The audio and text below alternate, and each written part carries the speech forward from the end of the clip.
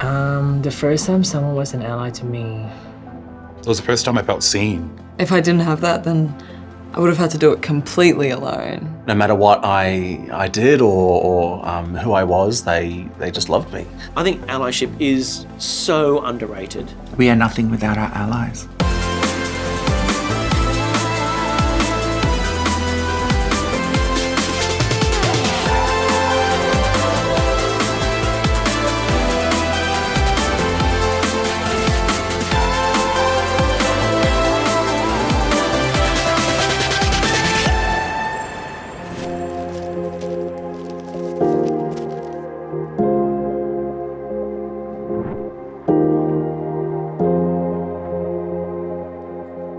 My first experience of someone being an ally to me was probably my childhood best friend growing up in the church. Her name was Nana, and we were both the same age, so we met each other within the church, and the way that we met was our families lived behind each other. So there was a gate, there was like a big fence in between our properties, and we met by like one day I was climbing the feijoa tree in my house, and she was like jumping on a trampoline, and we like locked eyes and instantly became like best friends. I was Xena the warrior princess, always, tumbling off of her trampoline, off the trees. Like, I'd always make her either Hercules or Hades, or would be like Disney princesses, and I would be Princess Jasmine and she'd have to be Aladdin, you know? So she was very aware that I was queer and that I was different and more. She also came from the same upbringing that I came from, so she understood, you know, what we were experiencing. She could see how I was being treated, you know, and having someone recognize and acknowledge the struggle that you go through, you know, there's just something about that kind of that bond that really, you can't really put it into words. Like I just have always had like an unconditional love for her. If she wasn't in your life at that point in time, would things have been quite different for you? I think so. You know, I think if she wasn't a part of my life, I probably would have had a different approach or been a lot more fearful. I always say to people that I'm such a shapeshifter, and obviously this is my drag version of myself, but you know, with her I could be whatever shape I wanted to be, and you know, there was lots of shapes that I would put myself into that didn't necessarily fit me or feel nice. That was never the case with her. First ally. The first time was, I just lived off Oxford Street, and at that time there used to be a lot of gay bashings, and I came out of my front door and there was a gang walking right behind me and they were getting closer, and then this man came out of nowhere, big muscly gay man, and he said, "Oh, come, where are you going? I'll walk you to where you need to go." And the gang sort of receded and he walked me to the club, and I knew that he was protecting me, you know, and I don't know who that man was. It made me feel safe, you know. Now an ally is different. They, you know, our laws make us feel safe, but our allies make us feel empowered. I feel extremely grateful, and I'm really lucky to have my best friend Priya as an ally, because she's kind of been there every step of the way, and I can talk to her about so many things, sometimes too many things, from like dates to like hooking up and like queer politics and gay sex. I'd probably look at my parents as my first allies, as the people that just gave me unconditional love from the get-go. I remember when there was the marriage equality debate here in Australia, and then the postal vote. My parents put up a big rainbow flag on their front gate at their farm, and it's things like that. Like, I knew that they loved me, but then for them to do that and put up a big rainbow flag, it made my heart sing. I think my first experience of someone being an ally to me is when my friends showed up with ice cream after my first queer heartbreak. That was like the first time they had like kind of openly acknowledged that I was A, in a gay relationship for 3 years, but that B, it was important enough to have hurt me and that they wanted to be there to support me. Definitely like my best friend. She was like my go-to gal. If I ever needed to like rant about anything of like queer feelings or anything like that, it was always her that I'd talk to. The first time I experienced allyship was surprisingly actually in one of my old workplaces. We always had things that would make everyone like feel included, and it was, I think, we had Purple Day, and you know, everyone wore a purple t-shirt. We had the option of like talking about queer experiences if we were comfortable, but it wasn't like a pressure or anything like that. And seeing that workplace kind of put their back into making the small minority of queer employees feel special on that day was really sweet. And you know, there's so much talk about like corporate queerness, which I think is valid, but sometimes it actually means something when it's coming from a genuine place. If someone was asking me about my boyfriend or whatever, you know, I'd feel that I needed to say I didn't have a boyfriend and I wasn't interested in doing it and maybe never would, and I'm a lesbian. I suppose the people who I told that to, they were allies in the sense that made no difference. You know, they just treated me like everybody else. The fact they didn't make a fuss about it was good allyship. Maybe the first like true ally that I had would have been my friend and old housemate Kate. What I thought was cross-dressing at the time, like she like happily like came out with me. Like I think it was her and I the first time that I like went out in public dressed that way. Very much out of her comfort zone as well, to try and help get me closer to mine. That really meant a lot and helped a lot, because it was really fucking hard to like take those first steps outside. And just having a friend there, like I'm sure there's plenty of people who've done that alone. I kind of had a male teacher who was incredibly, I think he was putting me down a lot, you know. And this was still me trying to grapple with my idea of sexuality and what was important to me, and I'm 11, 12, and this one time I just acted out so violently and got suspended from school. And a teacher, Mrs. Hong, Patricia Hong, who's no longer with us, and she said, come into my class and you can draw on the board and kind of write on the board, and she gave me space.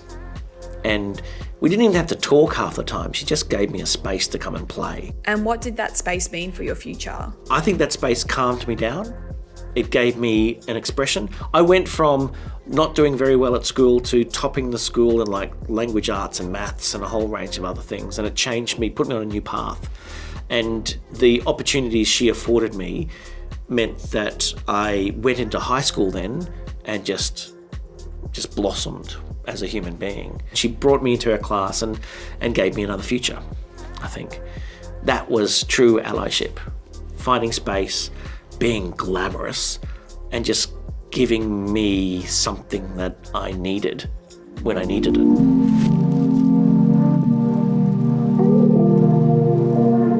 I think it might have been the Mardi Gras, the 40th anniversary Mardi Gras, where, as I mentioned before, I attended that, and there was a terrific outpouring of acceptance from people during that. That was quite an incredible experience. And there were young kids, you know, they weren't born when 1978, when that happened, and they were there cheering, and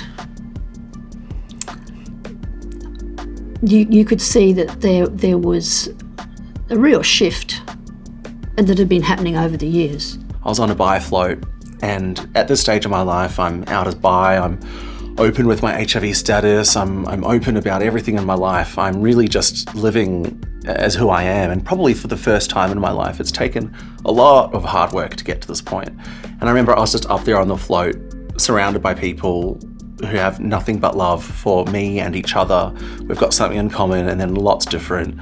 And I just had a moment of going, wow, this is the life I've always wanted. The first time I really felt it was when I'd just come out and I was holding hands with my then girlfriend and like just walking down the street, and like, you know, the world didn't fall apart and nobody stared at us, or people were actually just like smiling and treating us like any other couple, and holding hands isn't necessarily a big deal, but it really was to me in that moment. I lived in this small country town called Daylesford in country Victoria.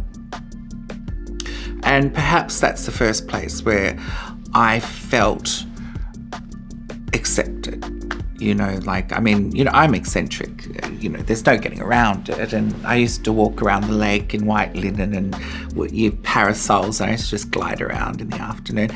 And people used to go, "Oh, who's that?" And they go, "Oh, that's just Catherine." Maybe. And I just felt very safe to live there, and I was just a part of the community. I performed a poem in front of a group of people, and they all really resonated with it, and it was a poem about a queer experience. It was a bigger form of acceptance for me to have that kind of acceptance, because not only were they accepting my queer identity, they were also accepting that my Muslim identity and my Lebanese identity and my diverse range of experiences, making me into the whole person that I am. I can't remember a particular moment where I felt just accepted by everyone. I do remember the moment where I went, I don't care. I don't care if the world accepts me or doesn't accept me. And it was actually being with David and kind of being public with David and kissing him publicly on the streets of Melbourne and going, this is something, and going, I don't care. I think I've always been searching for acceptance.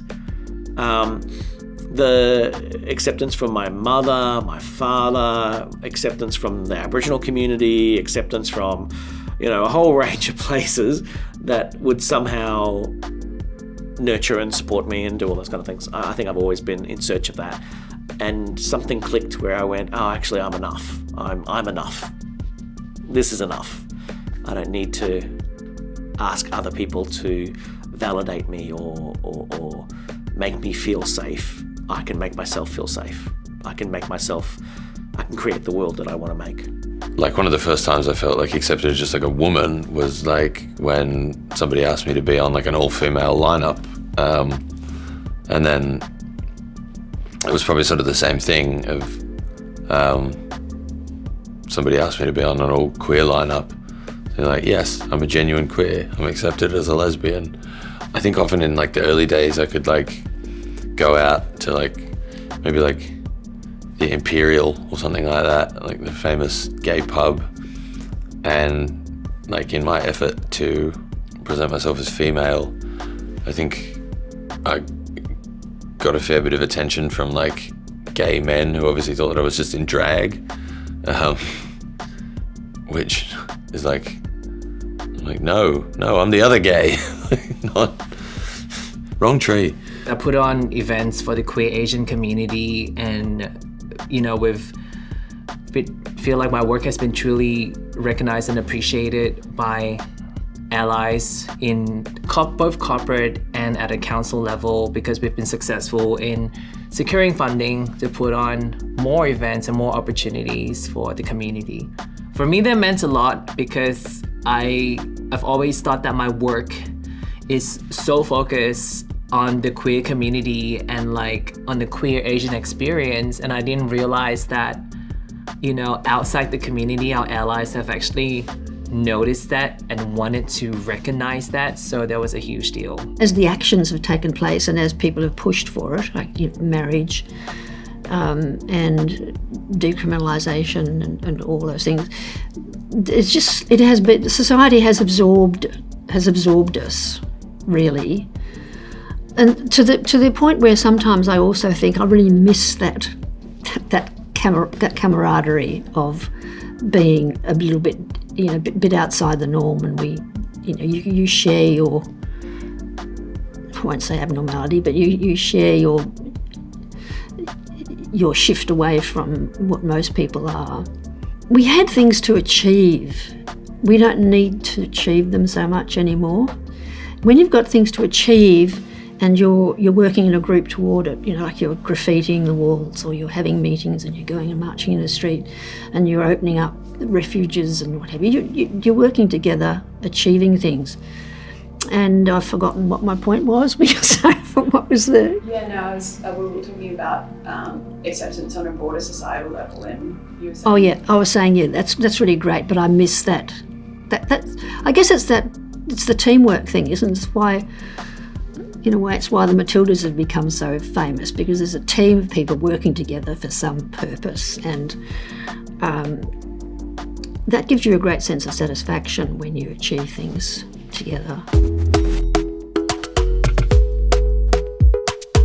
I think the first time I was celebrated for being queer was like a big night out that me and my then like close friends and housemates went on, and they're like, okay, we're gonna go out on Smith Street, and I was like, okay, my goal for that night was to kiss someone, and I did. And just like having that look when you're looking at your friend getting a drink, and you know, you've just had a smooch on the dance floor, and you're like, oh my God, that was so hot. And like, I've never done that before. And yeah, just being out in like a space together and having, you know, your gay bestie be your wingman. And were they all cheering for you? Yeah, like, finally, it's only taken her 6 months. My current roommate always corrects everyone on my pronouns and will like never stop. Like, you know, we had like a negative relationship with our past roommate, and she would always call me she, her, like all the time. And my roommate that I'm still with, like she, to this, from the get-go till now, has always like corrected her every single time. I remember one old auntie, she said to me too, she looked across and she said to me, I see you, I know you, I see you, and I know who you are, and that's okay. And that was enough. It just meant I could talk anytime I wanted with them as well. And I think it's no accident that these are women, these allies are women in my life who are nurturing and caring, and who have somehow dealt with what the masculine world can provide in a bad way, and said, we want to free all of these young boys from this, not just the gay ones, but they all need to be freed up. And I just think, you know, it's the most amazing thing.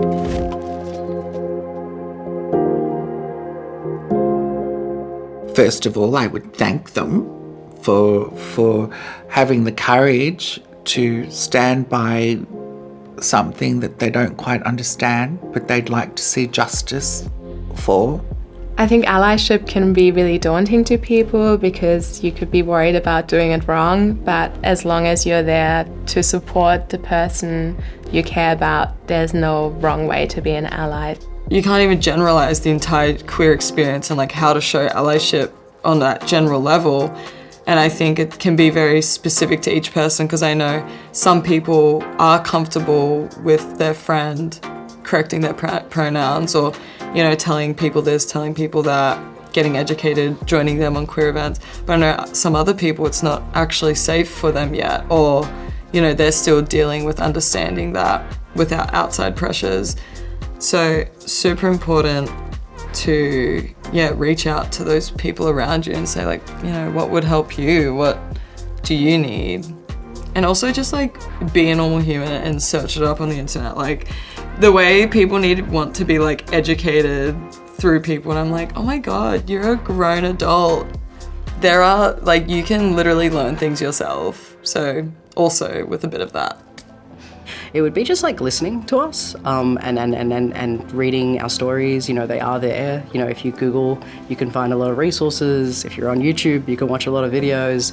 I definitely think that there is an integral first step to any form of allyship, any form of activism within any space, which is like listening and doing the work and doing the research. My grandmother's advice to me, and something that I live by to this day, is 2 ears, 2 eyes, 1 mouth. You know, you should listen and you should watch and observe twice as much as you speak. Just listening could be a huge part of someone's healing, someone's feeling the need to be heard or seen, or even just being a vessel for someone to sort of hear their own thoughts, you know what I mean? So I think being a good ally is to be a good listener, first and foremost, yeah. No use just being an ally and being silent. Do something that shows that you care. Because, you know, to be honest, if you show care to someone, You never know when you need that care returned. You never know. So show it. Whatever it's going to be, just show it. Put the rainbow flag out or every other flag out. Put them all out if you need to. Just show that you care.